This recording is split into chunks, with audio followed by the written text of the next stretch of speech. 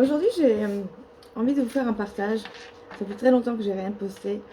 Et vu que c'est les vacances, là, un peu plus de temps pour réfléchir, pour méditer, pour lire. Et j'ai eu un flash cette nuit en dormant. Je me suis rappelé que à l'école, j'étais vraiment pas très bonne, hein. Et je m'en suis bien sortie grâce à l'italien. Je suis née à Rome, avec l'anglais, de parents anglais. Et c'est comme ça que je m'en suis pas trop mal tirée. Et c'est en terminale, j'ai découvert la philo. Et c'est en découvrant un texte de Pascal sur l'infiniment grand, l'infiniment petit, que là j'ai eu un flash. Et tout d'un coup, comme si une révélation, une découverte. Et là, ça y est, je me suis passionnée pour tout ce qui était philo, donc 17e, 18e. Et ce texte sur l'infiniment petit, l'infiniment grand, m'a vraiment passionnée. Et la manière dont il amène cette notion, donc j'ai quoi? J'ai 17 ans à l'époque. Euh, et c'est vrai que dans son texte, il parle du ciron. Ciron, en fait, le ciron, c'est un insecte minuscule qui est le symbole de l'infiniment petit, l'extrême petitesse. Je vous le dis parce que moi, je ne savais pas ce que c'était, donc j'ai été chercher, je vous le partage. Et nous, simples humains, ignorants, nous pouvons concevoir la petitesse jusqu'à un certain point.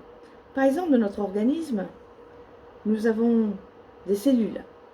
Des cellules, on sait que c'est composé d'un noyau, d'un cytoplasme, c'est entouré par les membranes cellulaires qui régulent les échanges entre l'intérieur et l'extérieur.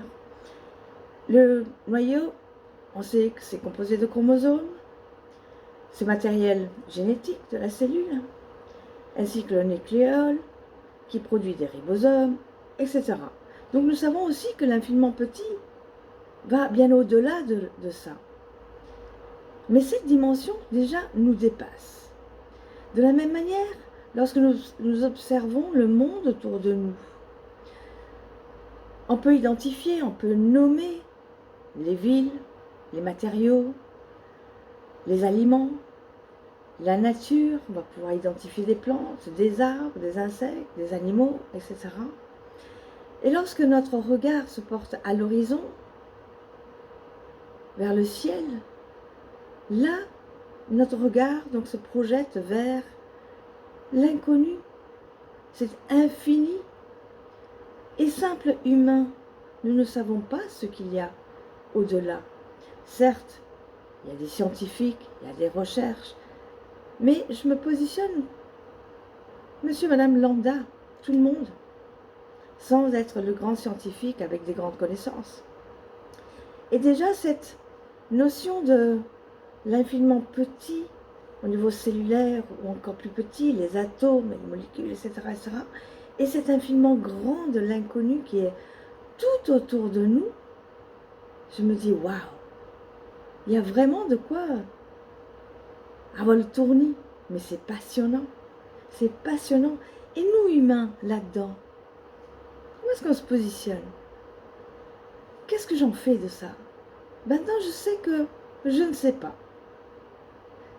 Très bien. Mais qu'est-ce que je sais? Je sais que nous sommes tous interconnectés. Je sais que nous dégageons tous une énergie, que nous sommes en vie grâce à cette énergie. Je sais que l'être humain seul n'est rien. Nous sommes tous reliés, car cette énergie, nos échanges, font que nous sommes vivants, que nous sommes connectés à la nature, que nous sommes dans un écosystème où il y a un certain équilibre, ou malheureusement, grand déséquilibre. Mais là où c'est enrichissant, là où c'est excitant, je vais dire, c'est que nous sommes tous uniques par notre ADN singulier, que nous avons tous des ressources tellement complémentaires. Nous avons tous de quoi nous apporter les uns aux autres. Chacun a des connaissances, des richesses, des curiosités. Et j'ai envie de dire, laissons parler notre cœur, notre intuition. Et cette intuition qui est instinctive, de la naissance à la mort. Bien sûr, avec de nombreuses entraves, de par les conditionnements, etc.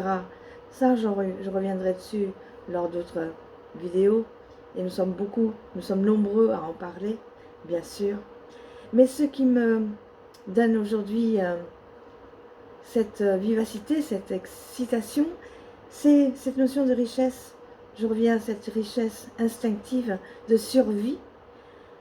Et c'est ça qui nous devons développer, c'est ça que nous devons prendre conscience pour la pérennité de l'espèce humaine, car je crois en l'humain. Voilà. C'était ce que je voulais partager avec vous aujourd'hui, un petit peu comme ça, à l'improviste, sans préparation.